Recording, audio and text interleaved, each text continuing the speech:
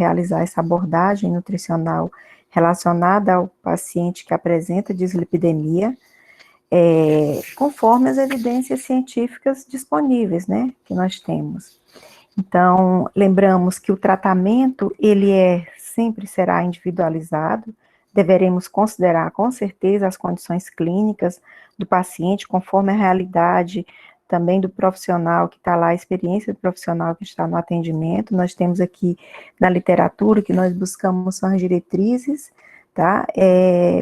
E nós realmente utilizamos como bastante base nas nossas mensagens de hoje aqui as informações contidas, as diretrizes estabelecidas pela Sociedade Brasileira de Cardiologia, né? Então, vamos iniciar aqui um pouquinho, falando inicialmente sobre esse problema que acomete cada vez mais pessoas, né? Quando nós falamos de dislipidemias, só rapidamente fazendo aqui um apanhado geral, compreende essas alterações no metabolismo dos lipídios, que acabam repercutindo em níveis alterados nas lipoproteínas, né? É um fator realmente considerado significativo de risco para a doença cardiovascular. Geralmente, ela se torna até um perigo, porque tem algumas pessoas que são assintomáticas, que praticamente não apresentam sintomas. Por isso que é tão relevante nós estarmos sempre monitorando nossas condições de saúde, realizando exames periódicos, é uma das questões muito importantes. E quanto às causas, nós temos essas dislipidemias, tanto de ordem primária, que são a parte genética, como também de ordem secundária, que está relacionado ao nosso estilo de vida, a presença de algumas doenças crônicas, bem como também o uso de alguns medicamentos, né? Então, nós temos também uma influência, uma relação forte entre as dislipidemias em relação ao estado nutricional, porque tanto quanto quando nós estamos com excesso de peso, quanto com a redução de peso, com baixo peso, nós temos alterações nos níveis de lipídios, com certeza, geralmente, né? Então, conforme esses aspectos sobre prevalência, que a gente, os aspectos epidemiológicos dessa patologia, nós enfatizamos que em 2010 as pesquisas demonstravam que havia uma prevalência no Brasil de 20,5% da população era acometida por essas alterações. Lembramos que normalmente os valores, esses níveis de prevalência, nós sabemos que existem as subnotificações, né? Várias pessoas não têm acesso ao próprio diagnóstico, apesar de ter ampliado bastante nos últimos anos, mas muitos ainda não têm acesso a nenhum tipo de investigação, de diagnóstico para realmente identificar. Conforme a Sociedade Brasileira de Cardiologia em 2014, foi feita uma estimativa que cerca de 40% da população adulta apresentaria um excesso de colesterol, ou seja, uma hipercolesterolemia. E aí nós tivemos vários outros estudos que foram realizados a nível de Brasil, a nível mundial, e aqui alguns estudos que foram conduzidos no Brasil revelaram uma prevalência de dislipidemia que poderia estar chegando de 43% até 60%, dependendo do estado, né, da região do Brasil.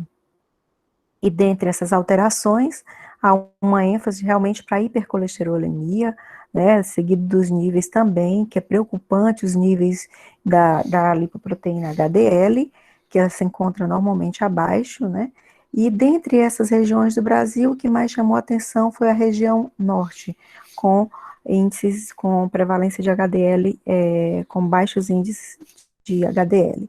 Já em 2009, nós tivemos uma pesquisa realizada na cidade de Salvador, onde foi feito um estudo conforme os resultados de exames que foram feitos nos laboratórios da cidade.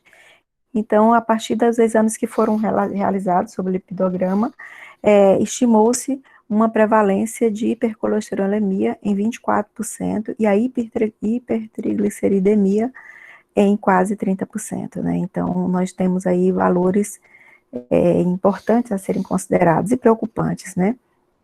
E nesse trabalho foi realizado em Salvador, a gente observa que as mulheres, normalmente, elas apresentaram os maiores valores em relação tanto para o colesterol quanto para o LDL. No entanto, tá, quanto ao HDL, houve uma melhora em relação comparada aos homens. Nós tivemos também outros trabalhos realizados no Brasil, e o que mais nos chama a atenção é justamente por conta do público, né? Hoje nós temos um crescimento significativo do número de crianças e adolescentes apresentando essas dislipidemias. E aí nós tivemos esse trabalho que foi feito em 2016 com adolescentes nas escolas públicas.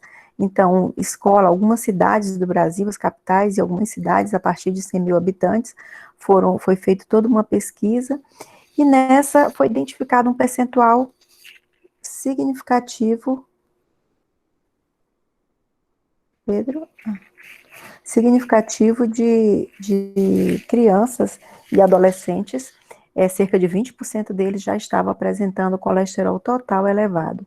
E o que era preocupante é que 50% desses apresentavam HDL colesterol baixo. Nós sabemos hoje o quanto que o HDL é importante, o quanto que é relevante esse equilíbrio nesses níveis lipídicos que circulam no nosso sangue.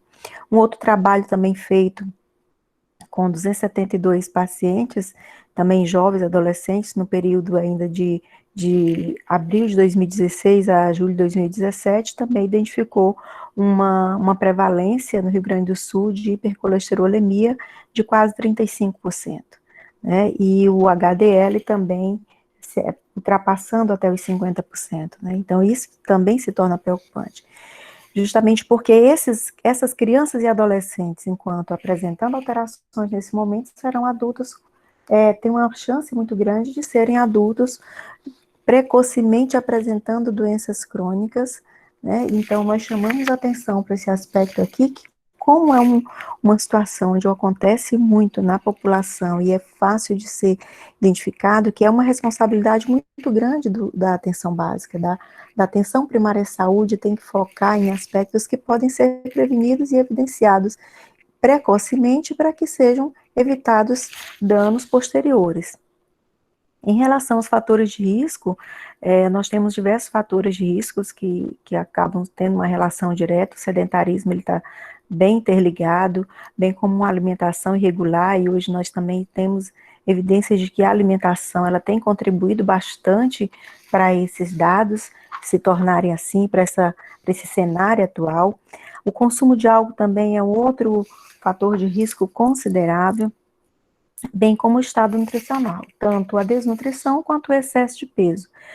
A obesidade ela está associada a diversas alterações em relação às lipoproteínas, né, bem como também semelhante ao diabetes mellitus tipo 2, né, que há sempre um aumento também dos níveis de triglicerídeo com uma consequente repercussão na redução do HDL colesterol e o aumento do LDL, que é preocupante, que vem justamente ser esses dados contribuírem para o aumento da incidência de doenças cardiovasculares.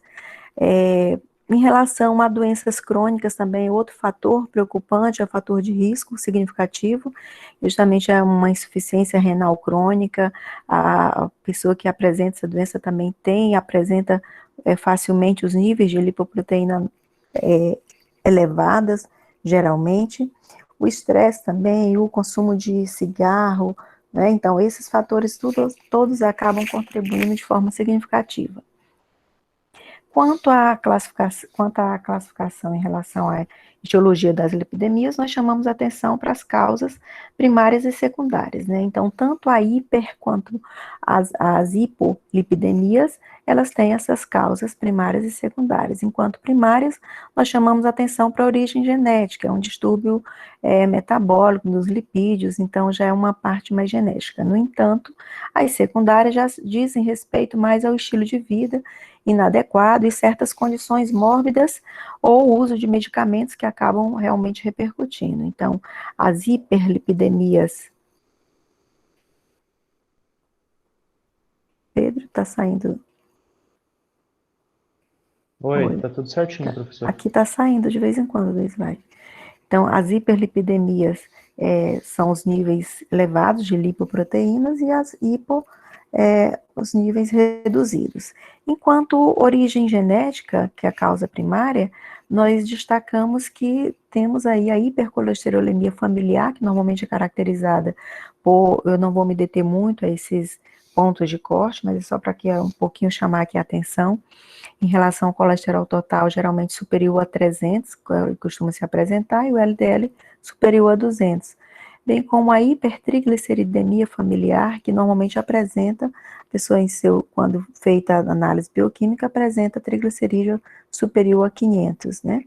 Então, nesse momento, é fundamental considerarmos a questão clínica, né, que alguns pacientes nem sentem, não percebem, não apresentam sintomas, como a gente citou anteriormente. E isso acaba realmente repercutindo para situações significativas. Tá? Essas xantonas, né, chantelasmas, que apresentam também o paciente, é outro fator que está relacionado normalmente à questão de alterações por questões genéticas, né?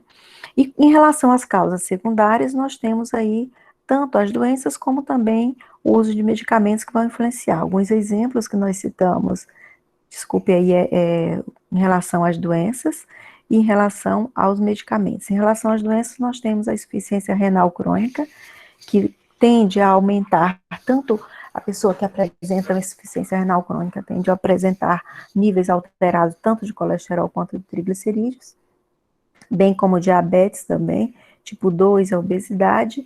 Já a bulimia tende a apresentar o colesterol e o HDL, o colesterol total e o HDL alterados, né? Em relação ao uso de medicamentos, é comum também os anticoncepcionais, bem como os corticoides e os inibidores de protease, contribuírem para o aumento do colesterol total e triglicerídeos também, tá? Então, são fatores que nós devemos estar considerando.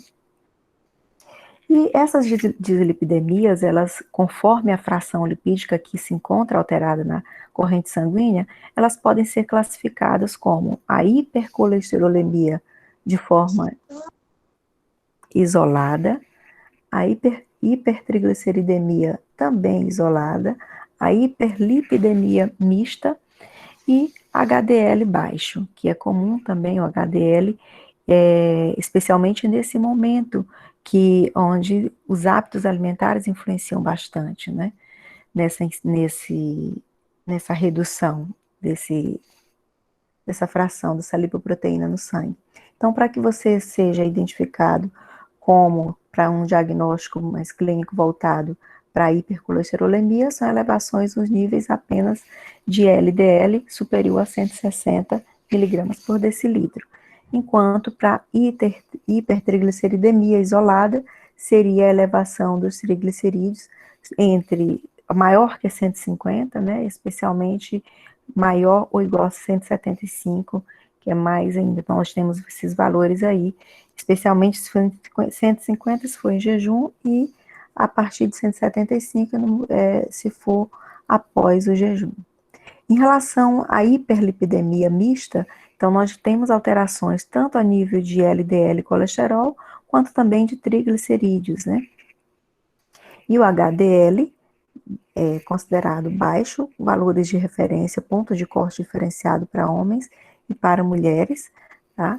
Então, são questões importantes. Algo também que nós temos que sempre levar em consideração, é no momento que nós recebermos um exame, sempre ficar atento às orientações, a como foi feita a coleta desse exame, por exemplo, a importância de ter um momento em relação ao exercício físico, ao próprio consumo de álcool, e especialmente que mantém algumas condições metabólicas, por exemplo, se passou por um emagrecimento rápido, dentro de 2 semanas, pode com certeza trazer alterações na leitura desses exames. Aqui só uma tabela para nível de conhecimento de vocês, esse material vai ficar disponível para vocês, para que a gente utiliza como valores de referência para classificação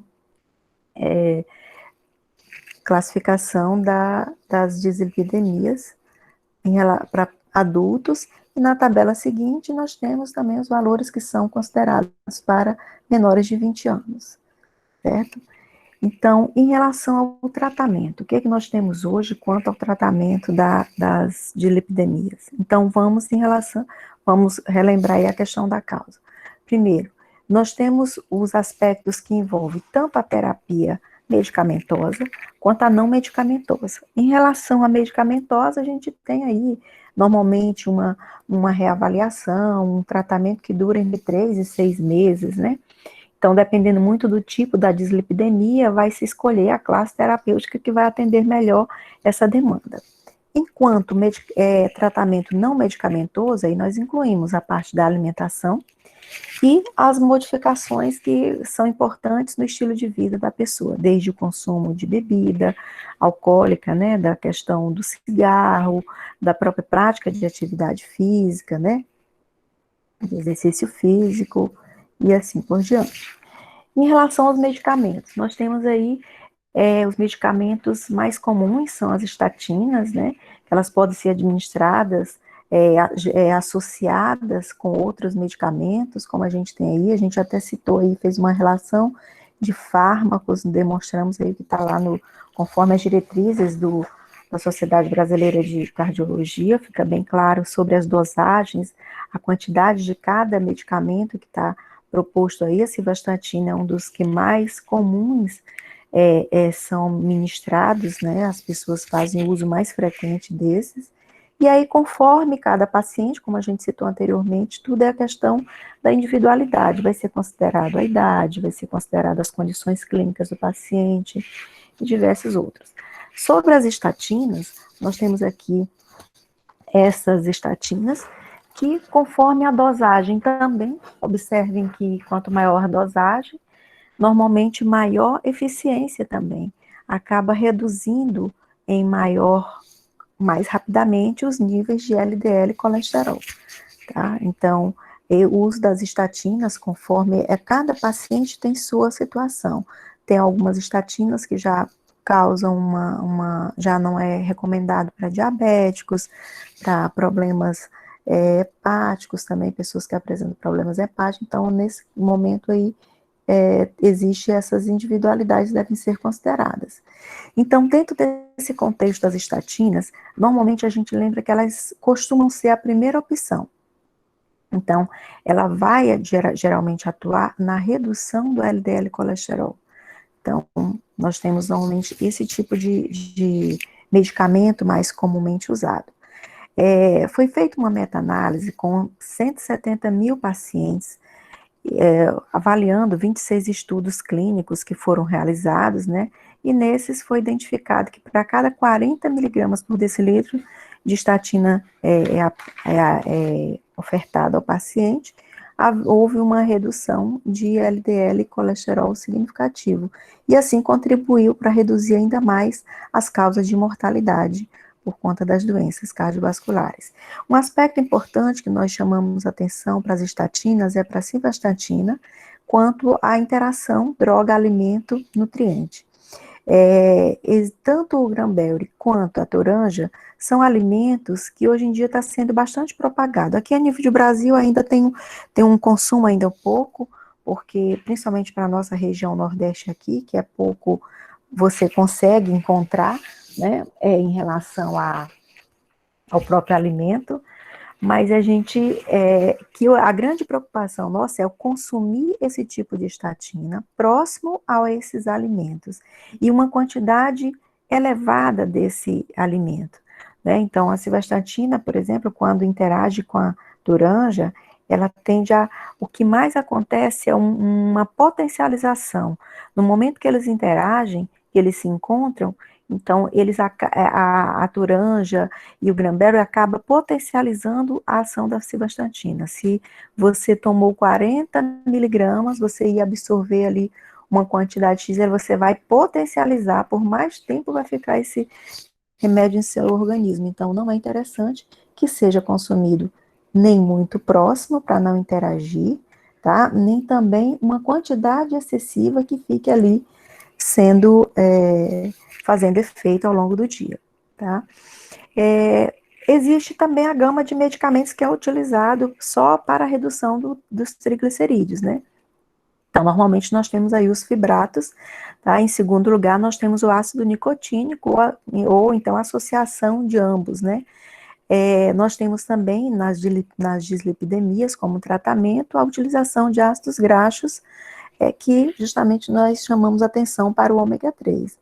Então, tem vários estudos disponíveis que demonstram que os resultados em relação ao benefício da monoterapia com fibrato, ele não tem, assim, contribuído para a redução dos eventos cardiovasculares, ou seja, não é interessante você usá-lo só, né, de acordo com os estudos que já foram discutidos.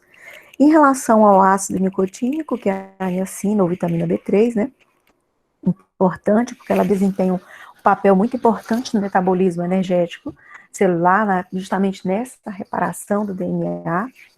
Então, nós temos que ela como também uma opção justamente para utilizar em conjunto com o fibrato, tem demonstrado bons resultados. Então, conforme os estudos, ela pode estar contribuindo, essa vitamina B3, contribuindo para a redução de LDL em 5 a 25%, conforme os estudos já realizados em relação. E o outro fator também importante é que ela contribui para o aumento do HDL, de 15 a 35%. Então, é um valor bem significativo. Em relação ao exercício físico, também tem diversos trabalhos enfatizando a necessidade que a prática do exercício físico, o quanto que é importante para nós, tanto na parte da promoção da saúde, como também na parte da própria terapêutica, né, de várias doenças. E em relação a esse, especialmente, as dislipidemias, nós chamamos atenção para o exercício aeróbico, né, que ele realmente é considerado fundamental para o controle, para a melhora dos níveis de HDL e para a redução dos níveis de triglicerídeos. No entanto, a gente tem aí, lembrar da questão da intensidade, da regularidade dessa prática de atividade física, então tem que ser algo de acordo com o que nós temos disponível de estudo. Nós temos aí uma recomendação que você deveria estar praticando, a pessoa que apresenta esse problema, pelo menos de 3 a 6 vezes por semana seria a prescrição, tá? Então, e em média seria esses 150 minutos por semana, então, no mínimo, seria uma média desses valores aí por semana. Agora, lembrando que cada pessoa é um caso, você vai ter que repensar bem na situação que esse paciente se encontra para que seja definido sobre esse aspecto de quanto tempo, como ele vai começar e quanto ele vai começar. Em relação à perda de peso, também é outro fator importante a ser considerado nesse tratamento das dislipidemias. Se você tem excesso de peso, com certeza o excesso, ele tem uma forte associação em relação aos baixos níveis de HDL, e a pessoa realmente acaba apresentando melhores níveis no momento que ela reduz o peso dela. Da mesma forma, a exclusão do tabagismo. A pessoa que faz uso do tabaco precisa realmente eliminar, cessar esse hábito, e o tratamento realmente hoje em dia já foi tentado em relação ao Sistema Único de Saúde. Existe um programa de controle do tabagismo. Infelizmente, aqui na nossa cidade, a gente já observou dentro das unidades básicas de saúde, algumas que nós já andamos, alguns aqui presentes, que não está andando, não está como preconizado foi dentro da proposta do programa. Então, em relação ao tabaco, deve ser realmente excluído. Em relação ao álcool, não é que a pessoa seja proibida, mas existe um momento, existem os limites realmente que devem ser cessados também. Então, em média, o que se tem de trabalhos é que o que não traria necessariamente um prejuízo para você, iria até te ajudar em relação à melhora dos níveis de HDL e colesterol, seria realmente um valor máximo de 20 a 30 gramas de álcool por dia para homens e de 10 a 20 para mulheres. Agora, quanto a isso? Então, se você toma, por exemplo, uma dose que é 50 ml, né, uma dose de uísque, então, se você toma essa dose de uísque, você já vai estar consumindo de 10 a 12 gramas de álcool, só nessa dose. Então, se você toma 2 doses, você já tomou aí cerca de praticamente 20 a 25 gramas de álcool. Então, qual é o quanto você suporta, esses valores são medianos. Em relação à cerveja, uma latinha de 355 ml, que é aquela maiorzinha, hoje em dia você já tem no mercado outras embalagens, né? Mas só aquela lá já tem cerca de 10 a 12 gramas também de álcool. Então, 2 latinhas de cerveja você já chegou na sua cota. Então, em relação à alimentação, a proposta da alimentação é que realmente ela venha a reduzir esses níveis de LDL que se encontram em excesso, bem como os triglicerídeos também, e aumentar o HDL, que é o bom. Né? Então, nós temos uns valores que foram estipulados conforme o risco cardiovascular do paciente, e as recomendações ficaram distribuídas nesse formato aqui que a gente observa nesse quadro. Então, nós temos aí, em relação a gorduras totais, a ingestão recomendada em relação às calorias na dieta conforme a quantidade de calorias totais, seria um total proveniente dos lipídios de cerca de 20 a 35% no máximo das calorias totais. Nessa divisão, nós temos aí os ácidos graxos saturados, os poliinsaturados, os monoinsaturados. Então, normalmente a gente encontra aí umas recomendações que ficam em torno de, para ácidos graxos saturados, o percentual é que não exceda os 7% das calorias totais da dieta. Aí, nesse caso aí, vocês, enquanto futuros médicos, devem dominar, mas quem vai estar na hora fazendo todo o cálculo, estipulando quanto de leite integral, ou leite desnatado, ou gordura animal vai ser instituído, será o profissional da nutrição, né? Então, em relação aos carboidratos, não teria uma alteração significativa quanto a orientações gerais, que fica normalmente em torno de 50% a 60% das calorias. E a proteína, o que a gente observa aqui, que enquanto a proteína para a população em geral poderia ser considerada de 10 a 15%, aqui estabeleceu-se o critério de 15% das calorias totais da dieta, como sendo realmente um fator a ser considerado importante e a ser cumprido. Em relação ao teor de colesterol, então menor ou igual a 200 miligramas por dia, então vamos observar, verificar quais os alimentos que realmente são ricos em colesterol e vamos dar uma reduzida. Não excluí-los de uma forma geral, mas fazer uma redução, porque o colesterol ele também se faz necessário. Nós produzimos o colesterol e nós recebemos também da alimentação externa, né? Em relação às fibras, da mesma também referência de 20 a 30, corresponde à quantidade geral, e aí em relação às calorias vai depender muito do peso, né? Conforme o peso da pessoa, as calorias vão ser necessárias. Cada pessoa tem uma necessidade energética diferenciada, que varia conforme o seu sexo, seu tipo de atividade física, enfim. E aí, só para relembrar aqui um pouquinho, em relação aos lipídios, nós fazemos uma lembrança sobre os que são realmente de interesse mais voltado, biologicamente mais relevantes para a gente. Então, nós lembramos aí dos fosfolipídios, que eles fazem parte dessa estrutura básica das membranas celulares, o colesterol, que é o precursor dos hormônios esteroides, né, dos ácidos biliares também, da própria vitamina D, além de ser um constituinte muito importante também das membranas, tá? Em relação aos triglicerídeos, eles são formados a partir de 3 ácidos graxos ligados, que aí a gente tem o glicerol, que é o constituinte nas formas que fica armazenado no nosso organismo. Os ácidos graxos, esses por sua vez são classificados nas 3 categorias, saturados, mono e poliinsaturados, e aí o que é cada um desse que a gente vai detalhar um pouquinho aqui sobre isso, né? Então, colesterol especialmente só é gordura de origem animal. Então, tem alguns trabalhos que colocam que nós não absorvemos todo o colesterol que a gente consome. E aí, a gente tem que lembrar em relação às fontes, onde que eu encontro apenas em alimentos de origem animal. Os ácidos graxos, eles são subdivididos nessas 3 categorias, saturados, que eles contribuem para a elevação na concentração plasmática de colesterol, especialmente aquele que está presente no leite, nos derivados do leite, tá?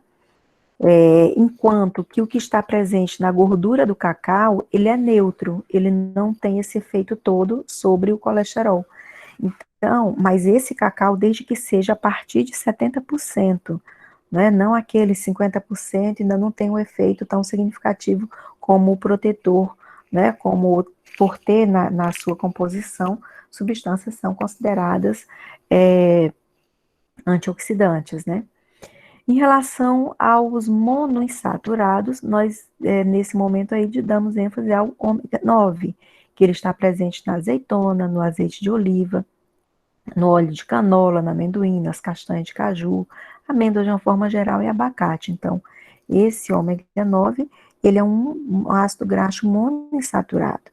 Já os poliinsaturados são os que a gente sempre fica a menina dos olhos, né? A gente tem sempre um olhar diferenciado, até porque pela própria evolução dos estudos, a gente tem observado a relevância que tem do ômega 3 e do ômega 6. E nós temos os alimentos onde nós encontramos esses ácidos graxos poliinsaturados, né? Um outro, por exemplo, o ômega 3, sempre nós estamos lembrando dele, da grande concentração que está presente nos óleos de peixe, especialmente no salmão, na cavala, na sardinha, no arenque. Inclusive, a sardinha concentra até mais que o salmão. Você vê que normalmente são peixes de águas salgadas, de águas profundas, que eles têm o que mais se justifica por eles apresentarem uma maior concentração de ômega 3, considerando que do ambiente que eles vivem, eles conseguem consumir as algas, que são ricas em ômega 3, e então a carne dessas espécies de peixe são mais ricas. E aí vem aquela discussão, e o salmão, que hoje nós compramos muito em relação a salmão criado, né, nesses ambientes, nessas fazendas de peixe, né, na piscicultura que está sendo bastante trabalhada aí, tem trabalhos que colocam que ele também preserva o ômega 3, porque haveria essa discussão que estaria influenciada apenas pelas algas marinhas de águas profundas. No entanto, já foi feita análise nutricional de salmão de criatório e foi identificado que eles também são ricos em ômega 3. Então, são aspectos importantes a gente também considerar, né? Até porque hoje a gente percebe que você quase não tem muito acesso quando compra essa espécie de peixe, são espécies caras, e quando a gente consome, normalmente a gente percebe que nem sempre aqui na nossa cidade a gente tem tanto acesso a que vem realmente do mar.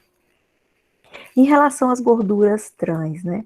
Essas famosas gorduras trans, que a gente sabe que contribui tanto para a elevação do LDL, colesterol, e reduz tanto o HDL, tá? Aí vem onde é que elas estão presentes? Nas famosas margarinas. Então, 80%, né, aquelas margarinas que têm 80% de lipídio, elas são cheinhas de gorduras trans. Então, quando vocês forem comprar, adquirir margarina, observe o percentual de lipídios presentes. Outro aspecto também é naquela gordura hidrogenada, que normalmente são feitos alguns salgados. Por exemplo, salgados de forno, como pastel, empada, aquela empada que você coloca, ela derrete na tua boca. Então, justamente, ela é riquíssima em gordura hidrogenada. Quanto mais gordura, mais ela vai derreter na tua boca. Vai te dar uma sensação de prazer e tudo em relação à gordura. Os biscoitinhos também, aqueles biscoitinhos que a gente compra aí, que quanto mais a gente percebe que ele derrete na boca, é porque ele concentra muito mais gorduras trans. Nós temos hoje a legislação brasileira que trata desse aspecto, que chama a atenção que eles têm que informar se tem gorduras trans, né? Só que, às vezes, aquela informação está lá atrás, escondidinha, que você nem consegue ler, né? Então, essas gorduras trans, realmente, elas são prejudiciais, elas estão presentes especialmente nessas gorduras hidrogenadas, nessas margarinas que concentram a partir de 80% de gordura, né? Essas batatas fritas que a gente usa, esses pães industrializados de uma forma geral, eles acabam concentrando uma quantidade significativa de gorduras trans. Então, como seria essa execução dessa terapia em relação à pessoa que apresenta alterações em relação ao colesterol, a hipercolesterolemia? A proposta é que haja uma redução do consumo de alimentos de origem animal, por exemplo, as carnes gordas, né? Não necessariamente exclusão, mas uma redução. O leite integral da mesma forma, como seus derivados que são ricos em gordura, embutidos, os frios, né, de uma forma geral, aquelas peles das aves, então frango sem pele é mais recomendado, né? E a parte da gema do ovo é onde mais concentra o colesterol. O ovo durante muito tempo ficou muito mal visto no mercado, né? Como sendo algo ruim, né? Mas o ovo ele tem suas vantagens significativas, apesar de na gema considerar maior ser concentrado o colesterol, mas nós temos uma relevância também em relação a esse alimento, né? Na sua composição. Então, recomenda-se a substituição desses ácidos graxos saturados por mono e poliinsaturados. Então, tudo que vem, aquele leite integral, que a gente colocou lá, os queijos, né? Tudo isso a gente vai, as margarinas, de uma forma geral, a gente vai dar uma redução nelas. E, então, o que coloca na literatura é que, no máximo, ou seja, menor que 10%, do percentual das nossas calorias da dieta deveria ser de gordura saturada. No entanto, o que mais a gente adota hoje é o 7%, tá? Conforme já foi atualizado nas diretrizes da Sociedade Brasileira de Cardiologia. Em relação às fontes alimentares, nós destacamos aí, e infelizmente nós temos a indústria de alimentos no início logo do século XXI, começou toda uma febre, uma preocupação das pessoas acerca dos níveis das dislipidemias sendo cada vez mais evidenciadas, e a indústria começou a fazer campanha em cima desses aspectos. Então, ele colocava assim, óleo de soja sem colesterol. Então, não pode ter colesterol realmente, porque é de origem animal, e não de origem, é de origem vegetal, e não de origem animal. Então, o colesterol está presente nas carnes gordas, no leite, nos derivados integrais, especialmente. Nós temos aí, em relação à polpa e o leite também do coco e de alguns óleos vegetais. E aí vem sempre aquela discussão, mas falaram tanto que o óleo de coco era bom para a saúde, porque ia trabalhar esses aspectos. Não, gente. De acordo com, nós temos estudos que demonstram que com um grupo X de pacientes deu certo, melhorou os níveis, isso. Mas, com o parecer da Sociedade Brasileira de Endocrinologia e o próprio também as diretrizes estabelecidas, atualizadas em 2017 pela Sociedade Brasileira de Cardiologia, o óleo de coco não é recomendado, porque ele é gordura saturada. Então, gordura saturada não deve ser utilizado. O coco e o dendê também, né? O azeite de dendê também. Então, normalmente, é redução de toda essa quantidade de gordura saturada, e aí vem a exclusão dos ácidos graxos trans, tá? Então, toda que a gordura trans tem que ser realmente extraída, excluída. Então, o que nós devemos ficar atentos é observar, por exemplo, em relação à pirâmide alimentar, é uma proposta que vem, hoje em dia, a pirâmide atualizada, que envolve desde a prática de atividade física, consumo de água, como o incentivo ao consumo de cereais integrais e gorduras saudáveis, poliinsaturadas e monoinsaturadas, né?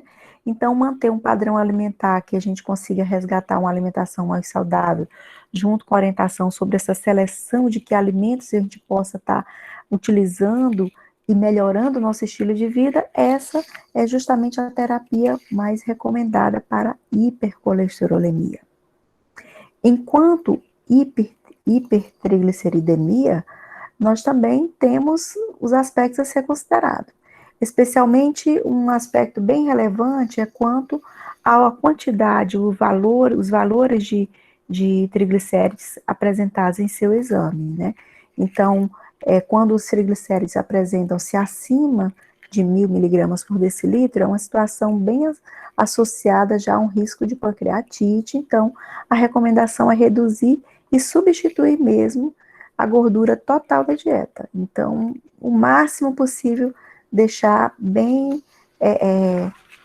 naquele valor mínimo de 20%, que é o que a gente observou lá anteriormente, quando se fala que nós temos um intervalo de 20% a 35% dos percentuais de calorias da dieta. Então, a gente vai utilizar os 20% na hora de selecionar os alimentos, e sendo só as gorduras poliinsaturadas e monossaturadas, né? Quanto à hipertrigliceridemia secundária, que normalmente ela está abaixo de 1.000 miligramas por decilitro, porque normalmente quando você apresenta acima de 1.000 é porque tem problemas relacionados à questão genética, né? Normalmente. Então, a gente tem a primária, sim, e a secundária, um fator importante que nós devemos estar considerando é a restrição dos carboidratos. Porque como normalmente ela está associada também a um excesso de peso, a um outro problema que ela é secundária, então a gente também fica atento a uma dieta hipocalórica, muitas vezes precisamos reduzir as calorias desse paciente, reduzir também o carboidrato, mas para aqueles níveis menores, para 50%, tá? E especialmente utilizar um carboidrato sempre mais complexo, deixando aqueles carboidratos simples, aqueles pães refinados, para depois, no momento que já estiver mais regularizado, reduzir de peso. Então, vai ter que entrar no momento realmente de se abster do consumo de alguns alimentos, sim. Tá? Então, práticas errôneas devem ser excluídas. E um outro aspecto também, se fizer consumo de álcool, aí nesse momento não deve ser feito mais o consumo, tem que realmente fazer a exclusão. Então, triglicérides, sempre que ele apresentar, quando você fizer o consumo de álcool, você vai alterar o triglicérides, a tendência é aumentar. Então, a gente tem que ter uma atenção especial também com os carboidratos. Então, em relação ao teor muito reduzido de gordura, quando você consome pouquíssima gordura, você também fica exposto a baixos níveis de HDL. Tá? Então, não só o colesterol total, quando você consome pouca gordura, tem acesso a pouca gordura, tudo seu baixa, inclusive o HDL, não só o LDL e o colesterol total. E aí a gente tem alguns trabalhos que já foram feitos, identificando que dietas ricas em gorduras saturadas ou gorduras trans, elas têm uma relação direta com a redução do HDL. Quanto mais você consome gordura saturada, mais você perde, menos você apresenta o HDL disponível no seu corpo. Tá? Então, isso normalmente se deve justamente pela funcionalidade dessas moléculas, né, do HDL, LDL, a competição deles, e os próprios adicionais, né, no aumento do LDL. Quando você consome muito, você acaba recebendo bastante nas gorduras trans, eles contribuem para aumentar o LDL e reduzir o HDL. Em relação aos carboidratos, eles tendem a aumentar rapidamente esses níveis de glicose, né? Então, o índice glicêmico é importante a ser considerado. Então, observar os alimentos que facilmente chegam na corrente sanguínea, rapidamente chegam na corrente sanguínea, então os carboidratos simples realmente tem que ser reduzido essa quantidade, porque eles têm, quanto mais rápido você tem um aumento da sua glicemia, mas você tem alterações em relação à disponibilidade dos triglicerídeos e alteração na quantidade de HDL. Então, o que nós temos aqui é que existe uma ênfase, de uma forma geral, para alimentos com significativa quantidade de frutas e verduras, que eles tendem a contribuir.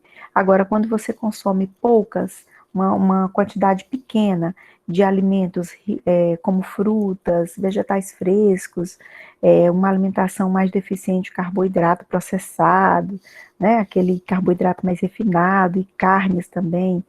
Então, quando você faz isso,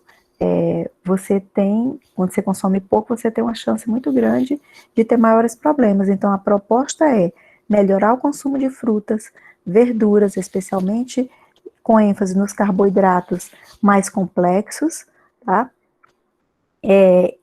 Priorizar as gorduras poliinsaturadas, tá? E é justamente o que vai estar assegurando isso aí, se a gente observar a pirâmide alimentar e seguir o que está preconizado lá. Então, de uma forma geral, nós temos algumas intervenções que a gente pode resumir aqui, no estilo de vida e na alimentação que podem reduzir os níveis tanto de colesterol total quanto de LDL colesterol, tá?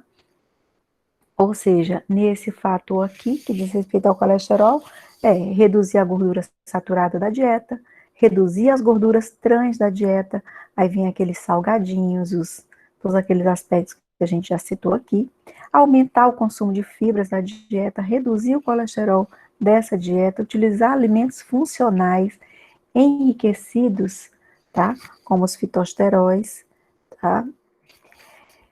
Reduzir o consumo, o peso corporal, se houver excesso de peso, que normalmente existe um excesso de peso associado.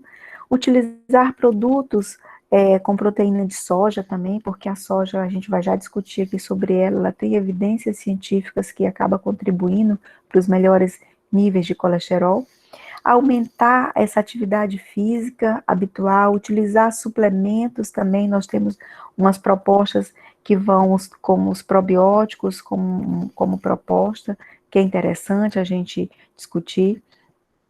E em relação aos triglicerídeos, da mesma forma, controlar o peso, se tiver em excesso tem que ser reduzido, reduzir a ingestão de álcool quando houver esse consumo, reduzir a ingestão de mono e disacarídeos, são os carboidratos mais simples, aumentar a prática de atividade física, reduzir a quantidade total de carboidratos da dieta, né, não só os carboidratos simples, mas aí vamos trabalhar com aqueles mais semelhantes, mais próximos a 50%.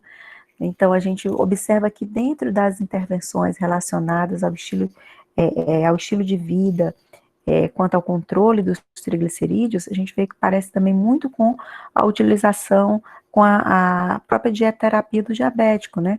Então, você tem que ter um cuidado geral com a gordura, com os carboidratos, com a prática de atividade física, com a prioridade também dos óleos, dos ácidos graxos essenciais. E quando a gente fala de triglicerídeos, a gente observa que os trabalhos também eles trazem bons resultados quanto à suplementação com ácido graxo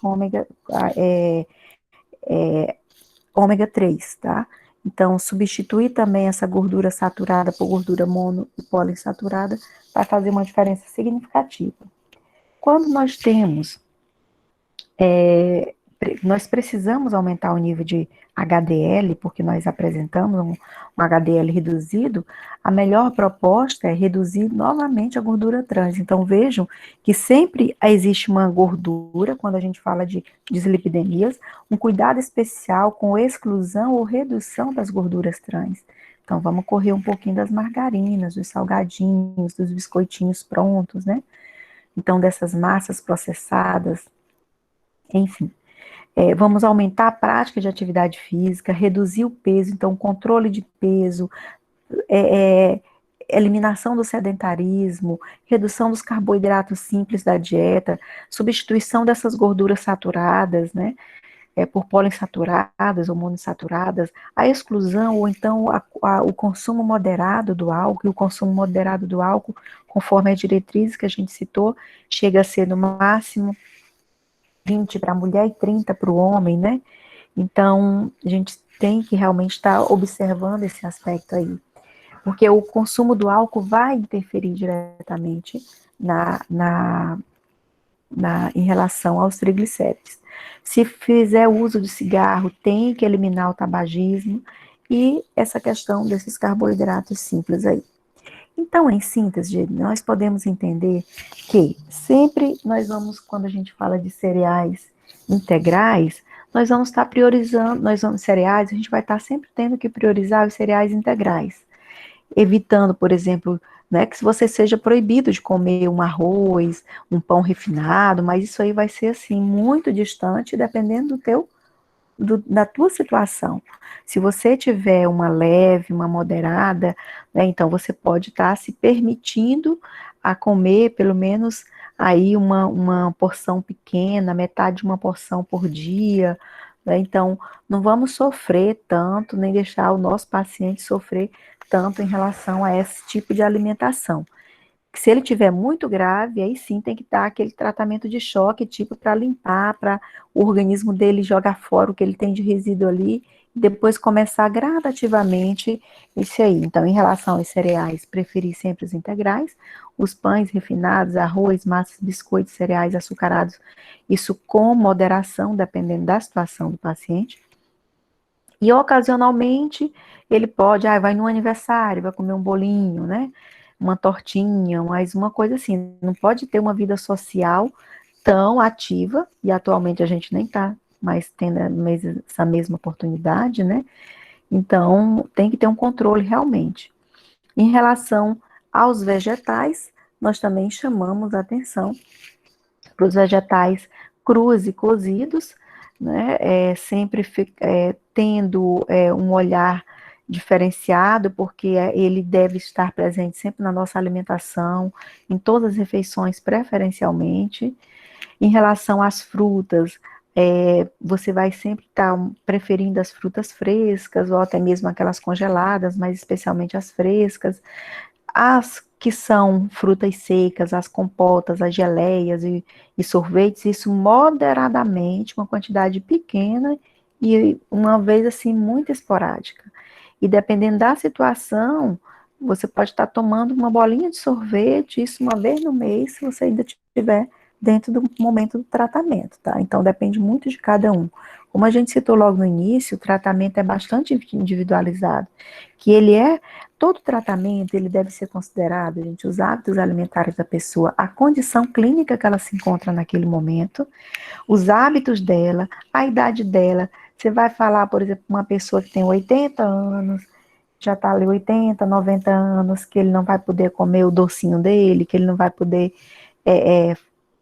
fazer o que ele fazia antes, comer o toicinho dele, você vai comer, seu João, mas o seu toicinho você não vai comer agora. Você vai comer no outro mês. Depois que você melhorar, a gente vai ver aqui, passar um mês tomando essa medicação, tomando isso, fazendo isso. Aí a gente vai abrir para você comer um toicinho, né? Mais ou menos assim. Então, tem que ser, porque senão o paciente ele não vai aderir muito fácil ao teu tratamento. Nesse momento, quando a gente aborda o paciente, a gente tem que ficar bem atento. Tem alguns que realmente a gente tem que puxar a orelha, fazer tratamento de choque, e outros a gente tem que ser mais prudente no momento das observações, porque senão assusta e ele se afasta e não adere ao tratamento. Em relação às carnes e peixes, né, nós chamamos a atenção que os peixes devem ser sempre preferidos, né, e o frango sem pele, a parte da carne vermelha, magra, com muita moderação, é tanto que hoje a carne vermelha, como ela acidifica bastante nosso sangue, ela acaba de uma certa forma favorecendo uma mudança na microbiota intestinal, de uma certa forma até interferindo, dependendo do medicamento, ela interfere também na ação do medicamento, se consumida junto ou não. A carne vermelha hoje, ela deixa mais resíduos, ela inflama muito mais, ela libera muito mais substância. Então, hoje em dia ela está sendo trabalhada para que seja consumida com a menor frequência possível. Então, de 1 a 2 vezes por semana, no máximo, dependendo da pessoa. Tem alguns pacientes que realmente a gente precisa fazer uma exclusão, pelo menos assim, de um mês de carne vermelha. E quando nós falamos de dieta de limpeza, desintoxicação, a gente normalmente exclui mesmo ela, que é para trazer até o desinflamar o intestino, né? Retirar, eliminar esses processos inflamatórios que acabam ocorrendo no corpo, nosso corpo, né? Então, em relação à manteiga, margarinas sólidas, gordura de porco, óleo de coco, né? Então, o próprio coco também são coisas, são situações assim que você vai comer, vai orientar o teu paciente a consumir isso muito esporadicamente, dependendo da situação dele. Se ele puder já tiver lá ali um mês já de tratamento, então vamos abrir ele aqui para ele consumir um pedacinho de coco, em relação à manteiga ou margarina, e aí vem o profissional, porque nem sempre você precisa usar manteiga ou margarina nas refeições que você vai fazer, né? Então, e tudo é uma questão de hábito, né? Você usa muito ou usa pouco, usa preparações que nem sempre precisam levar em consideração se adicionar esse ingrediente. Em relação às nozes e sementes, elas são bem relevantes também, mas aí tem que ser consumido com moderação. O que nos preocupa na nossa comunidade hoje, por exemplo, que o amendoim é algo que sempre se fez muito presente na mesa de todos, e hoje a gente tem muito amendoim processado. Então, o amendoim com a casquinha, o amendoim japonês, o amendoim salgado, e nos preocupa esse consumo, né? Porque além da gordura do amendoim, ainda vem o consumo excessivo de sal. Em relação ao preparo dos alimentos, é outro fator também que a gente tem que considerar, porque a técnica de preparo utilizada nos alimentos vai influenciar no valor calórico desse alimento. Ou seja, um bife grelhado, ele ia te fornecer cerca de 150 calorias. Agora, quando você frita, ele chega a te fornecer 300, 350 calorias. Então, a fritura é agregado, é assomado, é unificado gordura àquela carne que você está consumindo, que você vai consumir. Então, aumenta bastante o teor calórico dessa sua preparação. Então, as frituras, de forma muito ocasional, podem ser consumidas. Em relação aos leites, de uma forma geral, aos alimentos lácteos, a gente chama a atenção que deve ser preferido o desnatado, o semidesnatado, o queijo branco, isso de forma bem moderada, dependendo da situação, dependendo da pessoa, e ocasionalmente também dependendo de cada um, tá? Nós trouxemos aqui nesse quadro um comparativo para que vocês observassem as diferenças entre o queijo amarelo, o queijo Minas, a margarina e a manteiga, tanto a com sal quanto sem sal. Então, observe a quantidade de gordura que tem na manteiga, realmente é bem maior, o nível de saturação dela é um pouco maior, né? E a margarina, ela se demonstra melhor aqui quando se fala de composição nutricional.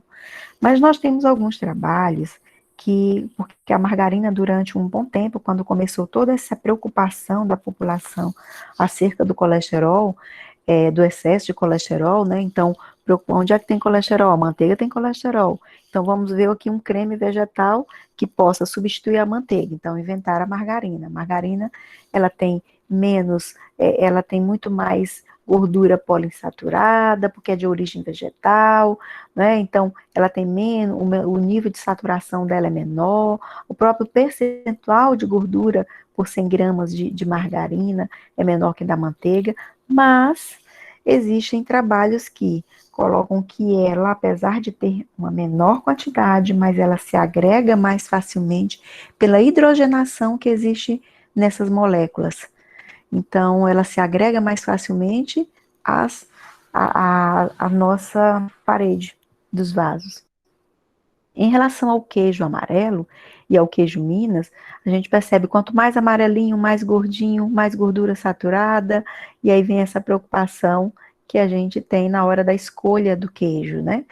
Em relação ao leite, né, que tem nessa tabela aí abaixo, ela fica bem claro a diferença dos leites, o leite integral, o leite semidesnatado, o leite desnatado e o leite enriquecido com ômega 3, porque hoje, como existe toda essa proposta do ômega 3, que o ômega 3 ele tem uma função muito importante como ácido graxo essencial, ele tem poliinsaturado, ele tem uma função bem relevante no nosso corpo, que é atuar desde no processo anti-inflamatório, né? Então, ele desinflama, participa desse processo inflamatório, ele controla a exacerbação desse processo. Então, é um fator bem favorável e é considerado um nutracêutico, né? Então, a gente tem essa opção de suplementação. Então, observem que a gordura total está maior sempre no desnatado, então a gente vai preferir, ou sempre no integral, então nós vamos sempre dar preferência nesses tratamentos ao semidesnatado ou ao próprio desnatado. Algo também que eu sempre oriento a comunidade, que nem sempre todas as pessoas têm acesso ao leite semidesnatado ou um desnatado, e gosta de fazer o consumo desse alimento, e ele é importante, eu também considero que ele tem substâncias nutricionais relevantes para a nossa saúde, em relação ao próprio comprar, como aquelas pessoas que compram ou aquele pasteurizado que é mais barato, ou aqueles que vendem de forma, como chamada, a granel na nossa cidade, in natura, né? Então, esses leites, eles podem ser aquecidos, esfriado, resfriado e em seguida extraída a nata. Então, fazer isso de forma artesanal também contribui, né, porque nós temos, especialmente quando nós trabalhamos com comunidades mais carentes, é uma realidade comum nas comunidades carentes, elas não terem acesso a um leite desnatado, né, que se torna mais caro, né. Então, fazer essa substituição parcial de ácidos graxos saturados por monossaturados e poliinsaturados tem trago resultados significativos, né?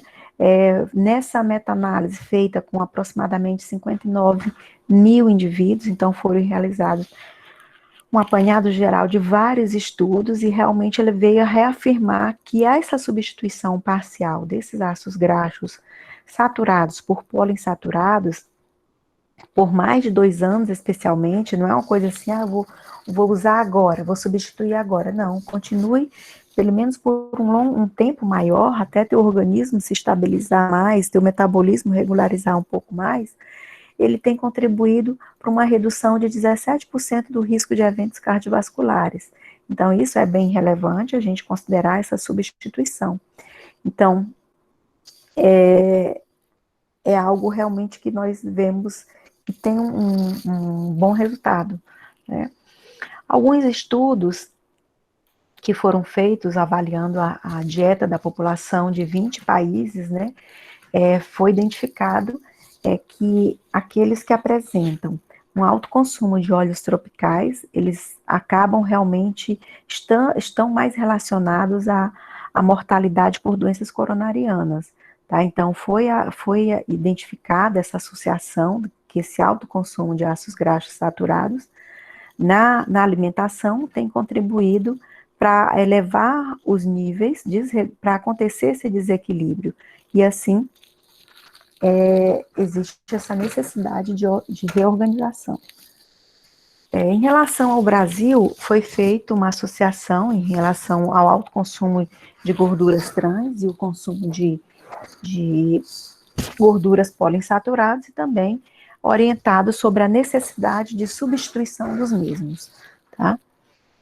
A hipercolesterolemia, como a gente citou lá atrás também, ela tem uma importância, uma relevância significativa, então tem aumentado bastante, então o ideal é que realmente se mantenha com valores na gordura saturada inferior a 7%, e de acordo com umas pesquisas sobre o que o IBGE apresenta sobre o consumo da gordura em relação ao brasileiro, nós, em vez de consumirmos uma média igual a 7 ou até inferior a 7 de gorduras saturadas, nós temos um consumo que fica em torno de 9%.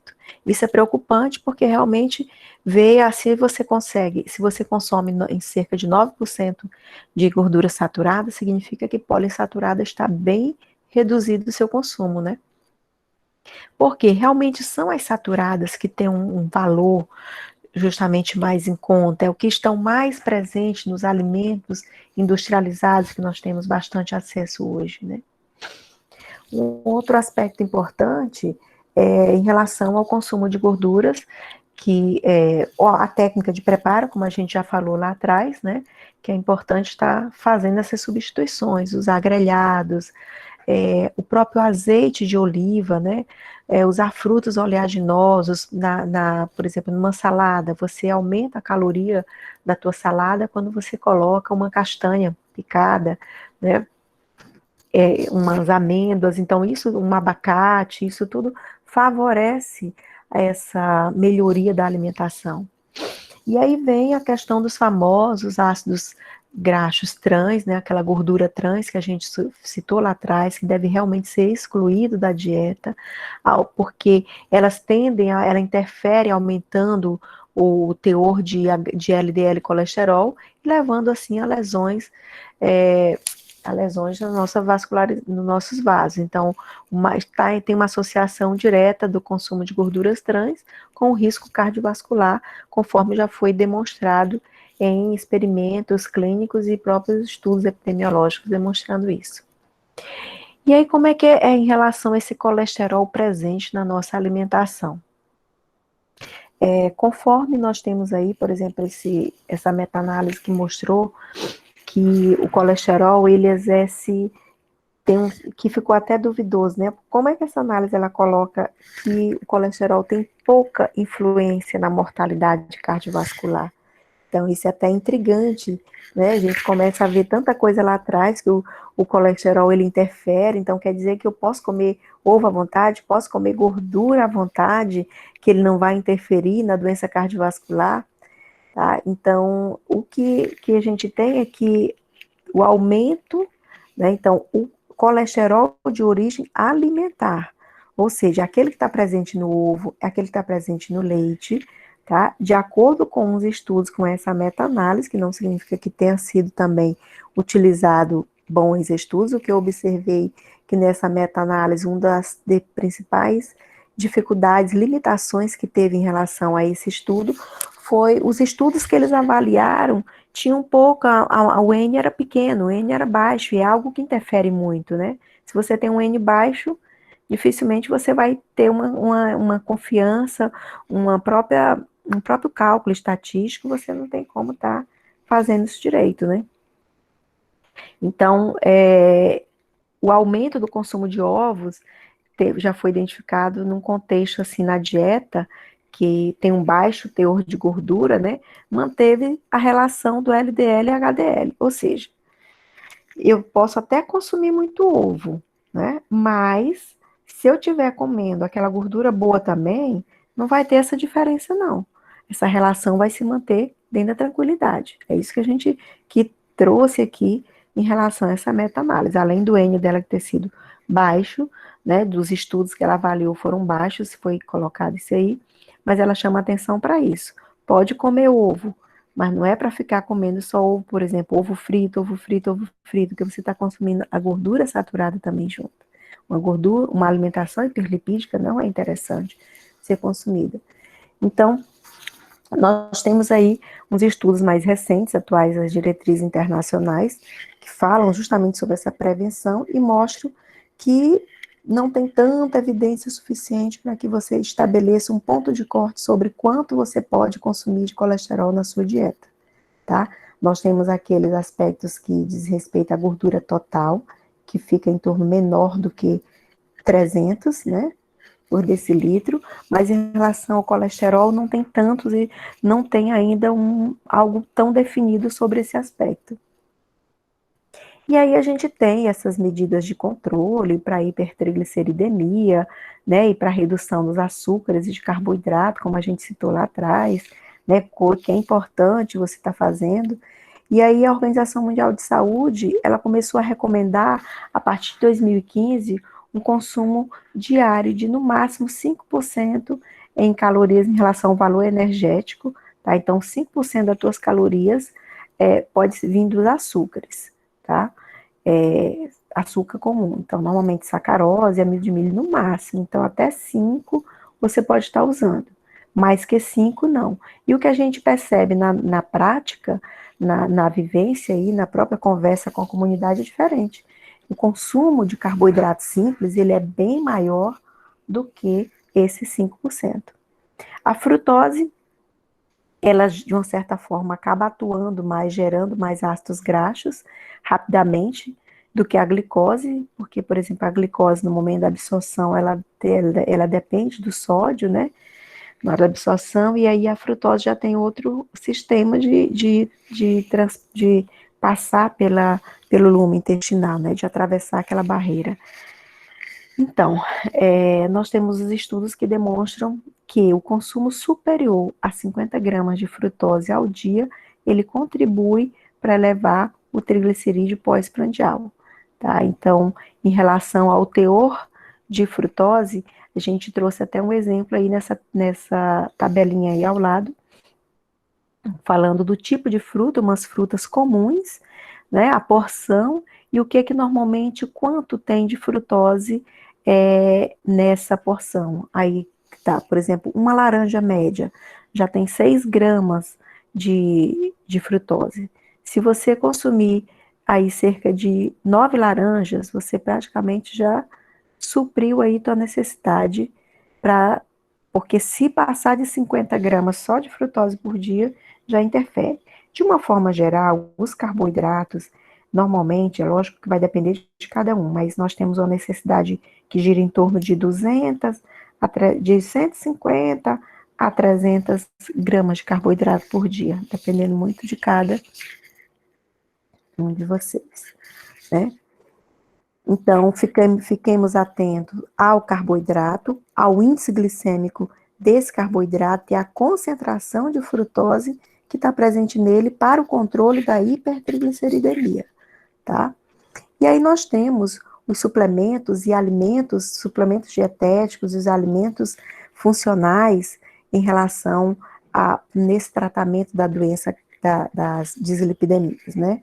Então, nós temos ainda poucos estudos que são baseados em intervenções. Então, a grande dificuldade de afirmar é pela limitação dos nossos estudos. Nós temos aí os nutracêuticos, como, por exemplo, nutracêutico é aquele princípio ativo do alimento funcional. É todo alimento que ele tem um fim específico para exercer no nosso organismo, ele faz parte da nossa alimentação habitual, ele vai fisiologicamente atuar de forma benéfica, vai trazer um bem para a gente, sem trazer toxicidade com a porção recomendada, certo? Então, já o nutracêutico é aquele princípio ativo do alimento. Então, por exemplo, eu tenho o salmão é rico em ômega 3. Então, o salmão é o alimento funcional e o nutracêutico é o ômega 3 na cápsula isoladinho, tá? Então, nós temos poucos estudos que trabalham com intervenções nutricionais para que a gente possa estar utilizando, tá? Porque é complicado você fazer teste com humanos, e caro também. Então, por isso que a gente acaba tendo poucos estudos nessa área. O ômega 3, o famoso ômega 3, ele é um componente importante, é um princípio ativo dos alimentos considerados funcionais, e ele pode ser encontrado facilmente nas farmácias, principalmente. Tem estudos que trabalharam com suplementação de ômega 3 de 2 a 4 gramas por dia como coadjuvante no tratamento da hipertrigliceridemia. No geral, gente, o ômega 3, ele atua muito no processo anti-inflamatório, né? Anticoagulante, ele tem uma série de propostas aí relevantes o ômega 3 tem no nosso organismo como atuação. Normalmente, como forma preventiva, para quem não tem problema relacionado a deficiências, a alterações dos níveis lipídicos, eu prescrevo cerca de 1 grama só de ômega 3 por dia, tá? Para não sobrecarregar, como forma preventiva, tá? Mas os estudos, eles trazem que como forma de terapêutica, já foi evidenciado que se você suplementar utilizando de 2 a 4 gramas por dia de ômega 3, vai ter uma redução na concentração plasmática de triglicerídeos de 25 a 30%. Mas não adianta você usar só a suplementação de ômega 3, não. Ele é um adjuvante no processo, no tratamento, tá? Foi feito um trabalho avaliado indivíduos com níveis normais de lipídios, os levemente com alterações nos níveis lipídios, e aí foi observado também que eles se beneficiam com o consumo acima de 4 gramas também, proveniente de alimentos enriquecidos ou então de animais marinhos, porque concentram bastante ômega 3, com e observou-se que de 9 a 26% dos triglicerídeos de pessoas que estavam com níveis normais ou com pequenas alterações nos níveis lipídicos, usando suplementação só de ômega 3, conseguiu ter uma redução, tá? Manter-se em níveis dentro dos aceitáveis. E quando feito uma pesquisa usando de 1 a 5 gramas, os trabalhos evidenciaram que ele contribuiu para a redução de 4 até 51% em indivíduos com níveis de limite, tá? Das lipoproteínas. E tem alguns estudos que mostraram que a suplementação pode aumentar discretamente a concentração plasmática de HDL. Maravilha, então de 1 a 3%. É um pequeno percentual, mas já é alguma coisa, né? E também aumentar o LDL de 5 a 10, tá? Isso por conta da redução dos receptores de LDL, tá? Então, em relação à concentração, que alimentos concentram mais ômega 3? Normalmente, os peixes, como sardinha, salmão, né? Nós temos também trabalhos evidenciando a presença na linhaça. Então, para cada 10 gramas de linhaça, eu tenho menos que 1 grama de ômega 3. Então, observe que para mim conseguir essa dosagem toda de ômega 3 aí, só se eu fizesse suplementação mesmo, tipo essas 4 gramas. Porque no salmão, se eu comer 100 gramas, eu já consigo 1 grama, né? Já praticamente 1,5 gramas. Então, depende muito de cada um. A sardinha é o peixe que mais concentra. Hoje em dia, a gente já encontra a sardinha, não necessariamente aquela sardinha enlatada, porque uma das grandes preocupações da sardinha enlatada é por conta do teor de sódio que tem nela, né?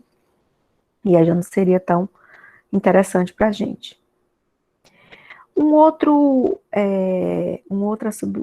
nutriente que a gente chama atenção, aliás, um grupo de alimentos não nutrientes, são os fitosteróis, né? Eles contribuem para reduzir a absorção do colesterol, então eles são relevantes para a gente.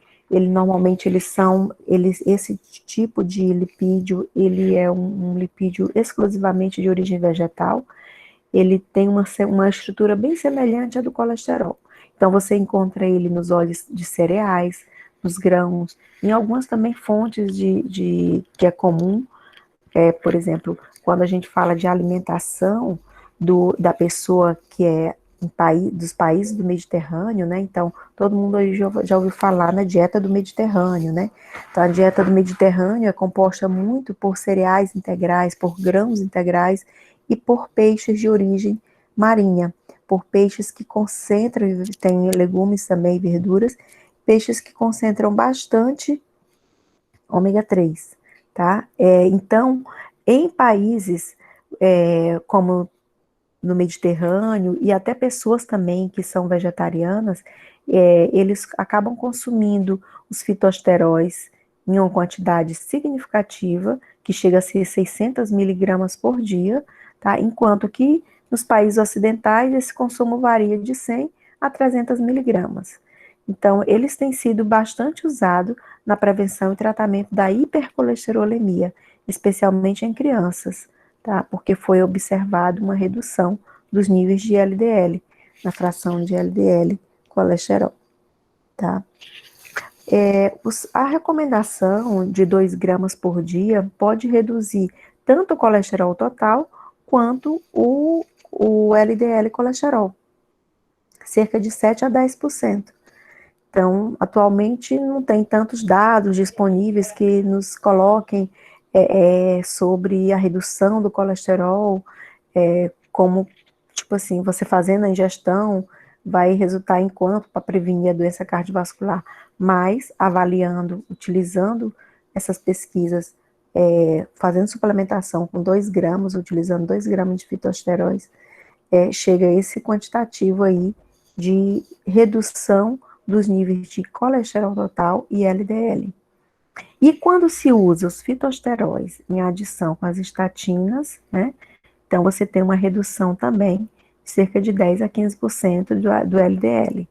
Em adição você tem essa redução e um efeito superior, praticamente ao dobro de estatina normalmente, tá? Então, você tem dentro dos aspectos que dizem respeito à hipercolesterolemia familiar, os fitosteróis normalmente são recomendados de 1,2 a 1,5 grama por dia em crianças portadoras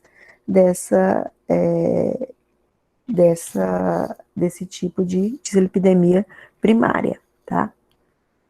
Em relação à proteína da soja, também é outro tipo de alimento bem hoje trabalhado. A soja, ela tem várias pesquisas acerca da soja, tem vários indicativos, mas no geral a gente percebe muito que o que mais chama atenção à soja, que vai estar atuando de uma forma geral no nosso organismo, é o quantitativo de isoflavona que tem nela.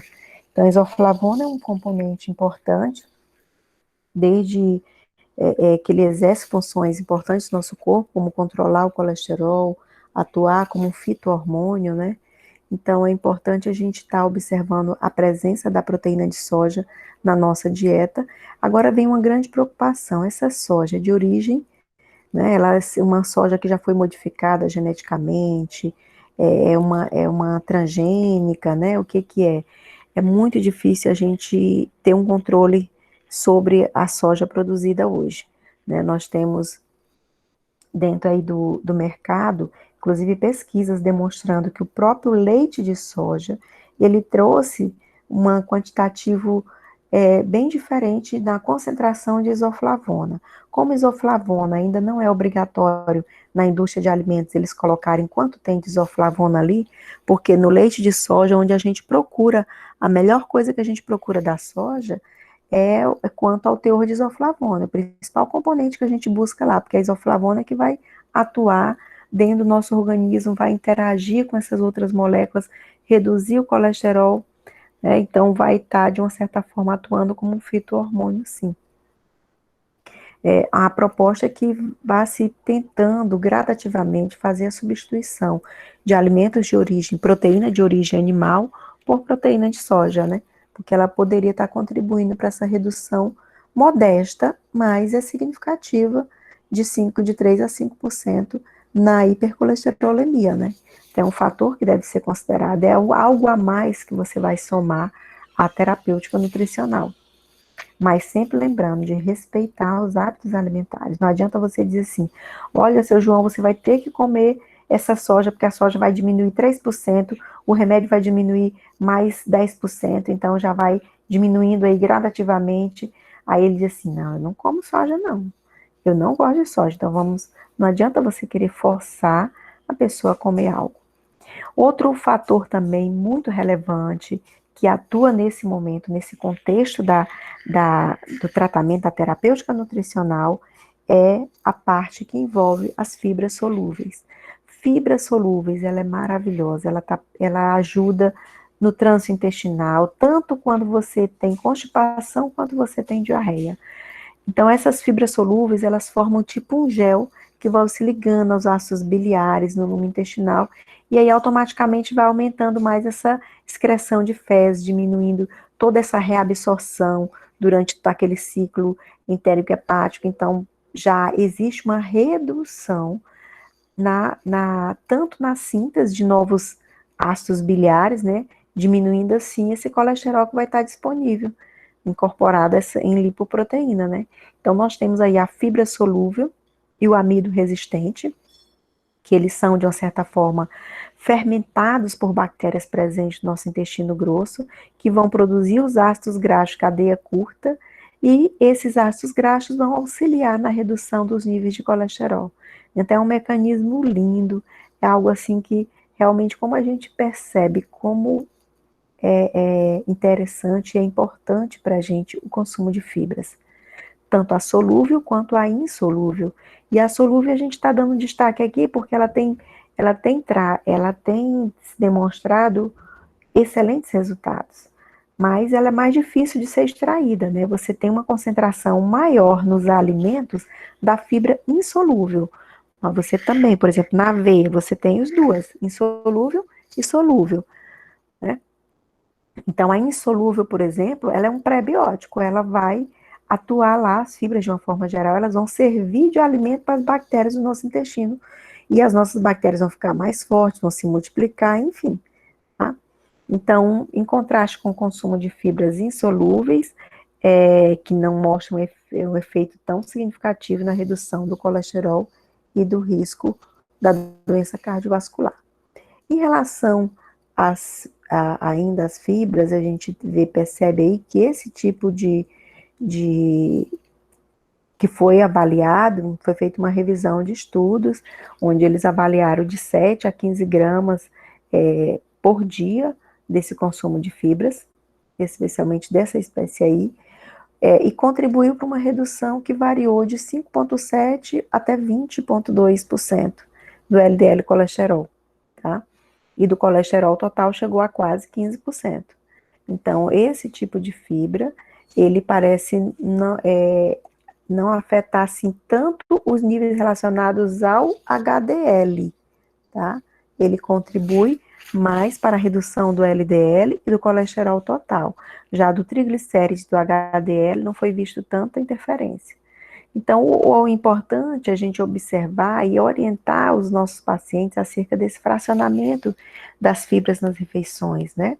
Tem uns trabalhos que fizeram uma avaliação sobre a aveia, né? E aí nessa aveia, ela se tornou bem parecida, a utilização da aveia, ela ficou bem semelhante a esse tipo de fibra solúvel que está aí citada, né? E ela também contribuiu para a redução do LDL e não teve tanto efeito significativo sobre o HDL nem sobre os triglicerídeos, semelhante a essa fibra que a gente citou. Então é importante a gente lembrar também de um aspecto bem relevante, que é o farelo da aveia, tá? Ele é que mais concentra fibra solúvel. Então a aveia, a farinha de aveia que a gente usa, seja flocos normais, seja flocos pequenos, ela não concentra tanta fibra solúvel quanto o farelo de aveia. O farelo de aveia ele é mais triturado, né? Ele é mais aquela massinha mesmo, fica mais gelatinosa. A outra, você ainda tem os grãozinhos, as películazinhas, os pedacinhos de moléculas que não são digeridos, né? Pelo nosso trato gastrointestinal. Ela sim vai fermentar e vai servir de bactéria, vai servir de alimento para as bactérias que colonizam o nosso intestino. Então é importante a gente estar sugerindo que seria relevante utilizar pelo menos 3 gramas dessa farela por dia, né? Dessa tipo de fibra que está presente no farelo, tá? Então, de uma forma geral, as fibras você pode estar usando de 25 a 30 gramas, geralmente 25 é a média geral. E aí a gente tem os famosos probióticos, né, que também têm sido trabalhados, que hoje em dia está super em alta, e a gente acredita bastante nessa microbiota intestinal, como ela faz a diferença na incidência, no desenvolvimento de diversas doenças crônicas especialmente, né, no próprio excesso de peso. Então, se teu intestino está ok, está tranquilo, tem a flora a microbiota dele está tranquila, então você tem mais chance do trânsito intestinal estar regular, você controla melhor o peso. Quando você constipa mais, você tem a formação de mais substâncias que acabam impedindo a absorção de outras substâncias boas, formação de mais radicais livres, deteriora muito mais o teu organismo. E foi feito, apesar de ter toda uma série de interesse e pesquisa já demonstrando sobre a importância dos probióticos, mas ainda não teve tanta relação direta com o LDL, tá? Então, apesar de que a gente tem aí uma meta-análise que avaliou 485 indivíduos que usaram probióticos, eles conseguiram identificar que o LDL dele, e o LDL, o LDL colesterol e o colesterol total, ele teve uma redução, tá? Que foi pequena, mas teve, mas em relação ao HDL, ele não teve diferença significativa. Tá? Semelhante às fibras solúveis, né? Mesmo tipo de ação. Em outra meta-análise, mostrou que houve uma redução do colesterol total em indivíduos tratados com probióticos, que já teve um percentual um pouco maior, né? Para LDL e colesterol total, comparado com o grupo controle, né? Tem algumas cepas, né, que nós temos hoje vários tipos de cepas que podemos estar prescrevendo em relação à utilização desses probióticos, né? Especialmente quando você vai fazer uma dieta de desintoxicação, precisa limpar o teu organismo, então é interessante a gente utilizar alguns tipos de cepas e mudar também, não é, ele vai passar o tempo todo tomando só esse tipo de cepa, não, você manipula, ou você manda manipular, ou você prescreve algo que já está pronto, disponível no mercado, tá? Então, quanto às cepas que foram utilizadas, elas mostraram que houve uma redução significativa quando utilizaram os lactobacillus acidófilos, então, e até mesmo uma mistura de ácidos bacilos com bifidobacterium lactis, né? Então, essas cepas diferenciadas tiveram uma ação significativa. Já não teve tanta ação em relação ao HDL e o triglicerídeo, tá? É importante também a gente observar, gente, sobre em relação ao tempo de tratamento, né? Porque 8 semanas, 6 semanas, quanto tempo vai ser esse tratamento que pode estar afetando ou não, né? Nessa resposta, né? Quanto tempo a pessoa vai ficar consumindo essa substância. Em relação a esses outros probióticos aqui, tanto o policasanol como a levedura de arroz vermelho, eles também têm sido estudados na tentativa de melhora também, como outra alternativa, né, para tratamento nessa terapia nutricional das lipidemias. Então, uns estudos demonstraram que esse, por exemplo, que é proveniente da cana-de-açúcar, ou então do arroz e do germe de trigo, ele não tem tanto efeito significativo quanto ao LDL colesterol, nem o HDL, nem o triglicerídeo, tá? Já a levedura de arroz vermelho, ela é uma fonte de pigmento, normalmente que é utilizada muito na China, né, como corante alimentar, né, e ela intensifica também o sabor de alguns alimentos. Ela teve uns possíveis efeitos bioativos dela, relacionado com a estatina. Então, quando uniu com a estatina, ela atuou, ela bem similar à estatina, ela consegue interferir e assim atuar na redução aí dos níveis de colesterol. E a berinjela é um alimento funcional que há muito se falava nela e a gente tem alguns estudos aí que realmente comprovam a relevância dela, né? Por exemplo, ela já vem sendo utilizada pela população por um tempo aí. Não necessariamente os estudos eles trazem que não é para você usar só a berinjela. Por exemplo, normalmente a tendência da prescrição, da utilização dos fármacos, conforme cada caso, mas geralmente a partir de 240, 250 colesterol total, costuma-se prescrever algum tipo de medicamento. Se não, só mudança no hábito alimentar e estilo de vida. Mas já foram feitos esses estudos, por exemplo, Gonçalves e colaboradores fizeram em 2012, e eles utilizaram o extrato seco com 360 miligramas do extrato seco da berinjela. Eles usaram aí em cápsulas, né, seriam 3 vezes ao dia, e usaram por 90 dias. Então, eles observaram um modesto efeito em relação aos lipídios, Então, foi interessante, e não teve um efeito tóxico para o fígado, tá? Já teve um estudo realizado por Silva em 2010, que ele usou também por 90 dias, só que ele usou uma dosagem maior de extrato seco da berinjela, em pacientes que apresentavam níveis lipídicos elevados.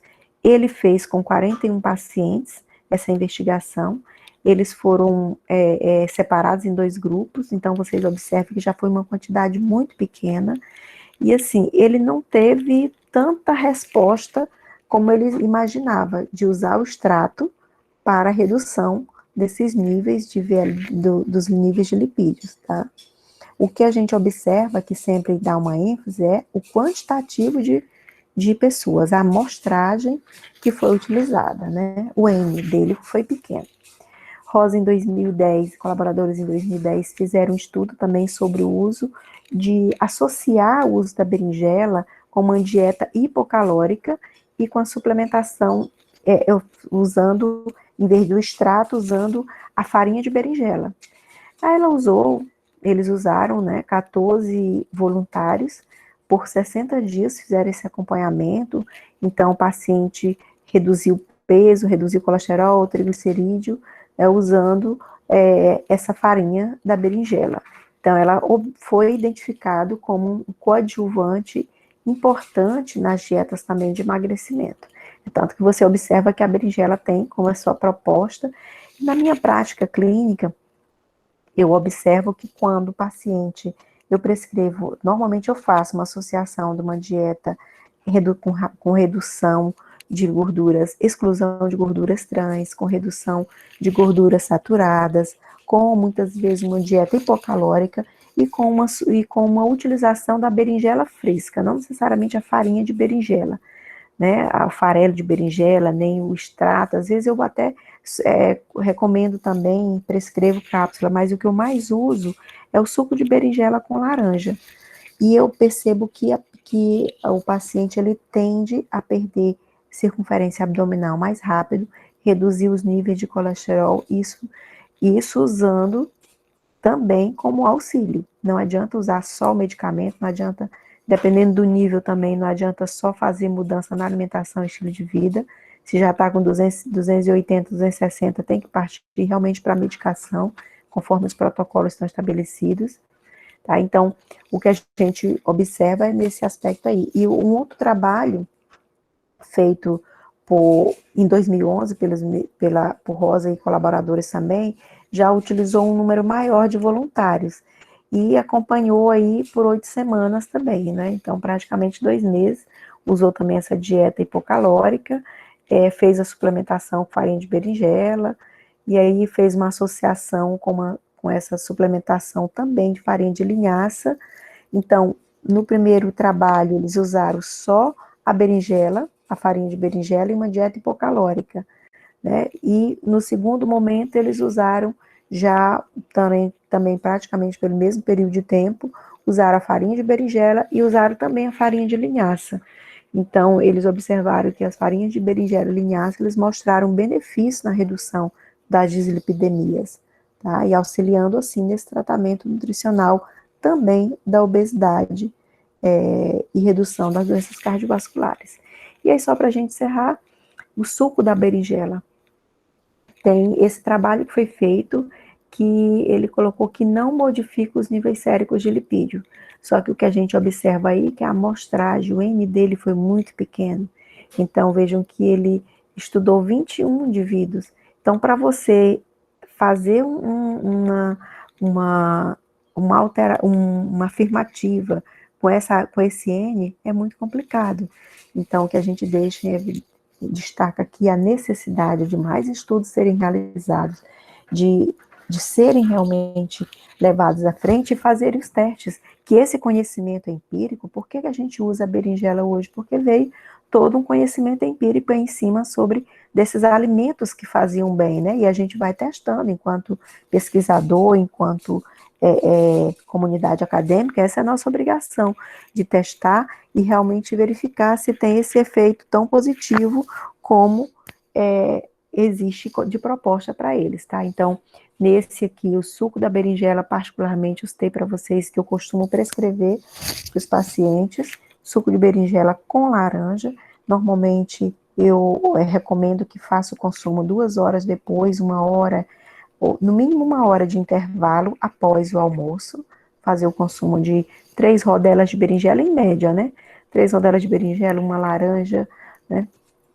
Isso já vai fazer uma diferença boa e consumir o suco sem coar, né? Porque todos aqueles aspectos que estão presentes na berinjela vão fazer a diferença para a gente, tá? O componente que está lá nela. Então, alguns trabalhos não dão certo, não tem o resultado esperado, porque a gente vê que realmente a amostragem é muito pequena. Então, para você trazer uma afirmativa tão grande, fica mais complicado. Uma afirmativa tão importante, fica mais complicado. Isso aqui foram as referências que a gente utilizou para trabalhar esses dados aí com vocês. As diretrizes, desde a primeira, a quinta diretriz e a que foi atualizada em 2017, como também os cadernos de atenção básica, certo, gente?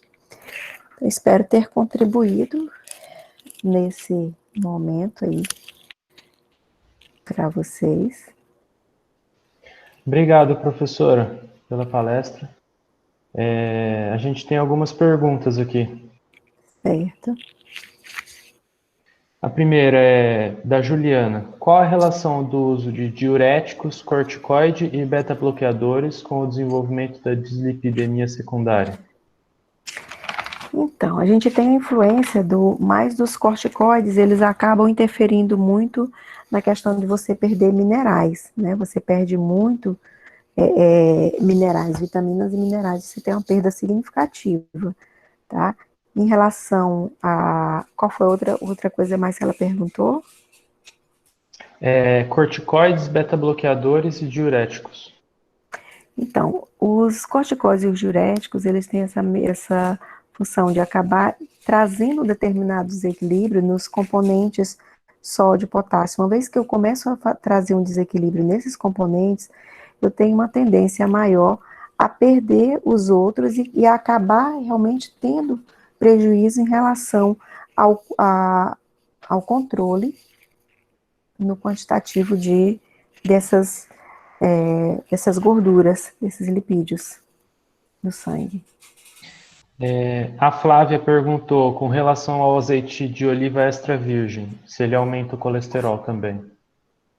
Não, o azeite de oliva extra virgem, ele contribui para a melhora do HDL, né? Então, ele tem realmente a comprovação que quando você usa, especialmente quando você usa na temperatura in natura. Existe o azeite de oliva para sofrer aquecimento. Você percebe que no mercado você já tem uns que conseguem manter um pouco mais a sua estrutura e não modificar no momento que ele é aquecido. Então, ele contribui para a melhora dos níveis de HDL. Ele é rico em ômega 9, tá? Em ácido graxo ômega 9, que é essencial. Certo. E a Flávia também perguntou se a dislipidemia está associada com o aumento dos cristais de urato. Tem uns trabalhos falando sobre essa questão aí, que todo o desequilíbrio que você tem no seu corpo, desde, por exemplo, o excesso de peso, você vê que o excesso de peso, ele tem a ver muito com o tipo de alimentação que você tem. Tem, lógico que tem a questão hormonal, tem a questão genética, o excesso de peso, mas também tem muita questão habitualidade. O teu metabolismo não está funcionando bem, você está sedentário, você não coloca ele para funcionar e come muito, e se alimenta de forma errada. Então, no momento que você faz uso de pouca água, maior quantidade de gordura, você começa a trazer interagir desse jeito, trazendo todo esse desequilíbrio da tua corrente sanguínea, então muito mais facilmente você terá complicações. A dieta rica em proteína de origem animal, você tem mais facilidade de acidificar a corrente, tanto o teu sangue quanto a tua urina. E aí o equilíbrio nas dietas alcalinas, nos alimentos que são ricos que vão, de uma certa forma, alcalinizar o sangue e a urina são relevantes. Aí a gente chama atenção para os vegetais, né? Então, normalmente, 60% seriam mais vegetal e 40% mais de origem animal. Quem faz uso de alimentos de origem animal. Quem faz uso quem é vegetariano, por exemplo, verdadeiro vegano que só come vegetais, ele acaba tendo uma dieta mais alcalina. E aí a gente só pede para que ele aumente, fique atento à quantidade de batata, porque a batata ela já acidifica um pouco mais. Então, trazer esse equilíbrio nesse quantitativo para não interferir no equilíbrio de todas essas porções que existem no nosso organismo, desde as lipoproteínas, né, como as frações, as outras frações que nós temos. Certo. O Jairon, ele perguntou, em relação à hipercolesteroidemia familiar, é possível obter cura ou o paciente terá que conviver com essa condição para sempre? Controle sempre, né? Então, normalmente o controle é sempre. É tanto que você observa, tem muitas pessoas que sempre associam, a gente tem um hábito de observar uma forte relação da obesidade, do excesso de peso com a hipercolesterolemia, hipertrigliceridemia. E às vezes você se depara com uma pessoa bem magra, que não consome isso, não consome aquilo, mas sempre é porque o problema está no organismo dela, nos receptores, nessa reabsorção que acaba acontecendo de forma diferenciada e acaba realmente sempre mantendo os níveis maiores, né, dessa substância no organismo. Então, pelo que eu já vi até hoje, é o eterno controle, realmente. Tá. Mas não é também um sofrimento, não é uma questão que a pessoa vai ficar o tempo todo sofrendo, como a gente colocou lá naquelas propostas que estão nas diretrizes, que você vai consumir esporadicamente, né? Isso tudo, de uma certa forma, te ajuda a ter muito mais saúde, porque no momento que a gente começa a se permitir muito esse consumo desses alimentos que são ricos nessas substâncias bem ricas em gordura, a gente sofre ainda mais, a gente vai desequilibrando cada vez mais nosso organismo e vindo outras doenças, não só apenas a questão da hipercolesterolemia, né? Das dislipidemias de uma forma geral. Certo. O Isaac Ribeiro perguntou se o consumo elevado de café tem alguma coisa relacionada com as dislipidemias. Tem em relação que o café tem gordura, né?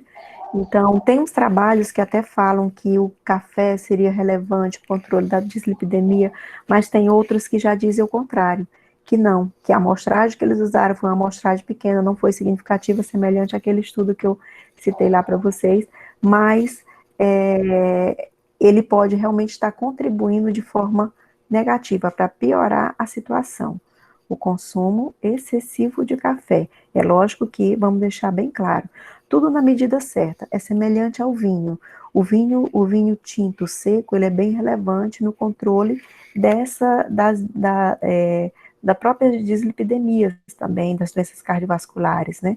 No entanto, nós sabemos que se eu passar daquela dosagem, ele vai trazer muito prejuízo para o meu organismo. Então, o café tem sido também demonstrado assim. Agora, qual seria a tolerância? Qual seria o quantitativo? 1 xícara, 2 xícaras por dia? O que mais os trabalhos dizem é que se você consumir até, tipo, no máximo 100, uma pessoa que tem um porte físico menor, 100 ml por dia, e outra que tem um porte físico maior, 150 a 200, não teria prejuízo em relação aos níveis de colesterol, mas cada caso é um caso, tem que ser avaliado, né? E inclusive a própria técnica de preparo do café.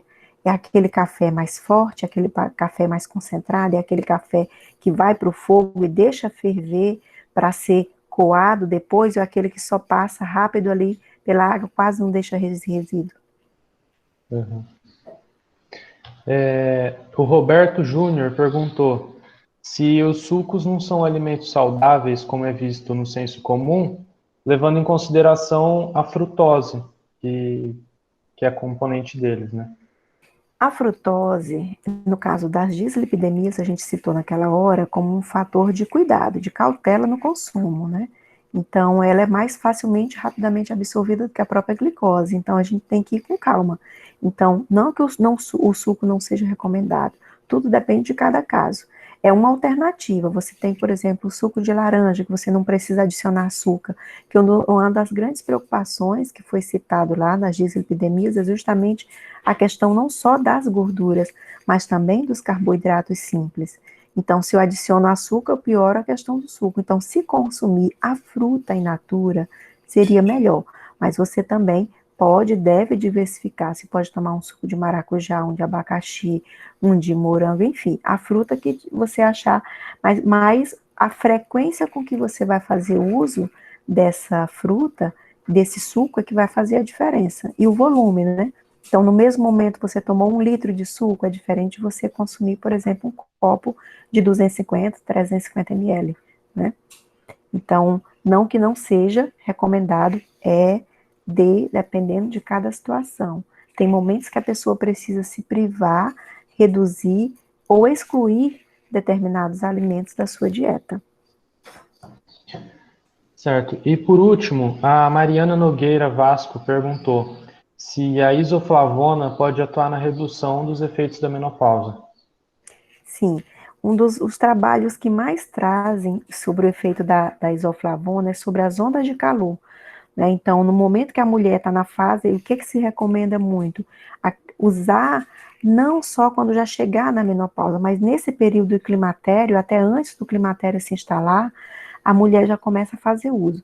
A grande preocupação em relação à alimentação é o controle dos níveis de isoflavona.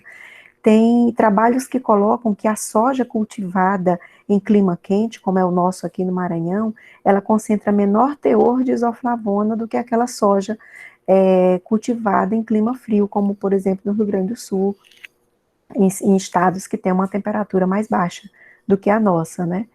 Então, existe essa preocupação aí desses alimentos em relação a essa concentração.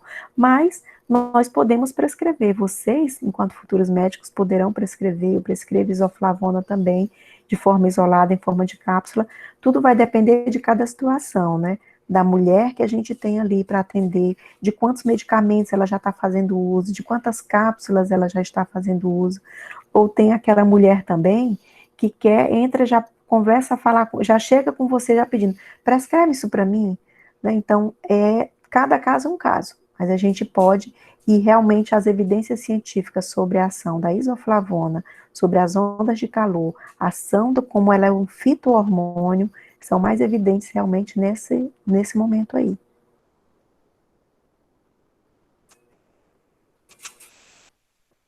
Certo, professora. Eu queria agradecer pela sua palestra que você deu para a gente. Ela foi muito esclarecedora e tenho certeza que muito engrandecedora para todos nós da área da saúde, né? Eu queria também agradecer por ter disponibilizado um pouquinho do seu tempo para participar da jornada. Estão todos elogiando aqui sua aula no chat, viu? Bom, que bom que E é todo mundo isso. gostou. A gente espera realmente estar contribuindo e que em breve a gente possa voltar, né, nos nossos encontros presenciais, mas até então vamos marcar outros momentos também para a gente se encontrar e discutir temas. Esse tema foi até direcionado para os pedidos da turma, né? Então mandem mais sugestões que a gente, enquanto professor, vai tentar contemplar o que vocês gostariam de conhecer, de discutir acerca disso, tá bom? Grande abraço a todos e obrigada pela atenção e parabéns, equipe, pelo trabalho que vocês estão fazendo na organização desse evento. Certo. Obrigado, professor. Tchau, tchau.